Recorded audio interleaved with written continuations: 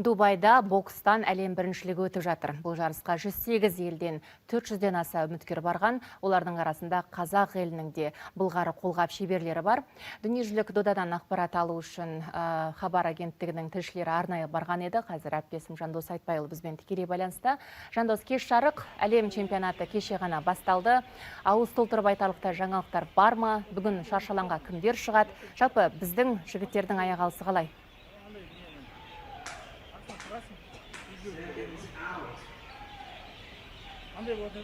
Жандос, сіз тікелей эфирдесіз. Кеш жарық мөлдір, кеше жарыстың алғашқы күні енді кереметтей жұрт таңғаларлықтай жаңалық бола қойған жоқ. Неге? Өйткені мықтылардың жолы әлі түйісе қойған жоқ. Дайындықпен келген, нағыз бабында келген жігіттер жарысты жалғастыруға мүмкіндік алып жатыр. Олардың қатарында біздің жерлесіміз Магомед Юсупов та бар. Магомед Юсуповтың бұл алғашқы дебюттік әлем чемпионаты ғой. Енді жарысты сөз бастаған қиын ба, топ бастаған қиын ба деп, әрине жарысты бастап беру оңай емес. Жас боксшы үшін дегенмен қарсыласының да қалақшасы қарбызбайды екен. Тәжік боксшысы алғашқы раундта тіпті жекпе-жектен бас тартты деп айтуға болады. Бір ғана соққы болды. Магомед Юсупов айқын басымдықпен жеңіске жетіп, жарысты осылайша қазақ боксшылары үшін әдемі бастап берді. Енді бүгін жарыстың екінші күні шаршы алаңға 3 бірдей былғары қолғап шебері көтеріледі Қазақстан атынан.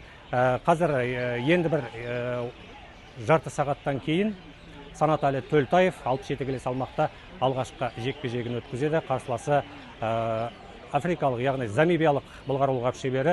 Енді алғашқы айналымнан Санатәлі қиналмай өтуі тиіс. Неге? Өйткені естеріңізде болса 2023 жылы мавританиялық боксшыдан ұтылып масқара болған дүниежүзілік жарыста Санатәлі Төлтаев Ташкентте өткен. Сол қателігін қайталамас үшін енді осы жарыста барын салады деген ойдамыз. Одан кейін осы әлем чемпионатына, жалпы дүниежүзілік жарысқа тұңғыш рет келіп отырған жігіттер көтеріледі. Дәлірек айтсақ, кешкі жарыс кестесінде Ерасыл Жақбеков, сол секілді Ерасылдан кейін шаршы алаңға шығатын тағы бір былғары қолғап шеберіміз бар. Ол Дәулет Төлеміс. Бұл спортшыларда Семейде өткен ел біріншілігінде өздерін өте жоғары деңгейде боксшы екенін, тәжірибелері толысқан екенін көрсеткен. Жастармен, тәжірибелі спортшылармен керемет кездесулер өткізген, және осы Дубайға да үлкен дайындықпен келіпті. Енді бүгін алғашқы жекпе-жектері Ерасылға да, Дәулетке де сәттілік тілейміз. Жігіттер аянып қалмайды деген ойдамыз. Енді ауа райы бұнда күндіз ыстық, бірақ енді мынау шаршы алаңның маңы күйіп тұр деп айтсақ болады. Неге? Өйткені енді ИБА бокс ұйымы биылғы жүлде қорын көтеріп тастады ғой. Қазір тіпті анау кубаңыз Арлен Лопес пен Лакрусты да алып келіпті. Ендеше барлығы осы дүниежүзілік жарыстан құр айтпай, қанжығасын майлап қайтуды көздейді. Сондықтан да Ресей, Өзбекстан, Куба, Қазақстан секілді елдер жалпы осы жарыстың фавориттері саналып отыр. Бірақ кім біледі, енді кейде жұрт күтпеген боксшылардың да аяқ асты топ жарып кетуі де мүмкін. Сондықтан да әзірше жалпы мамандардың пікірінше осы жарыс кеше ғана басталды.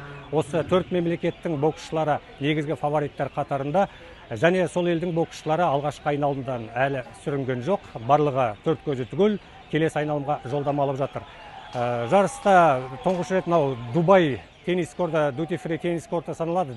Дәл осы жерде наурыз айында теннисшілер бас қосып Дубай кап жүлдесін сарапқа салып жатыр теннисшілер. Сол кезде лық толы болатын бұл арена қазір енді бос тұр деп айтсақ та болады. Өйткені әзірше енді боксқа жергілікті жанкүйерлердің де қызығушылығы соншалықты керемет емес екенін байқадық. Мүмкін енді финалдық жекпе-жектер жақындаған кезде жанкүйерлердің қарасы көбейетін болар. Әзірше енді қазақ жанкүйерлерді қолдаусыз қалып жатқан жоқ. Осында демалуға келген біраз жанкүйерлерді байқадық. Арнайы бүгін біздің Дәулетке, Санатәліге қолдау көрсетуге келген.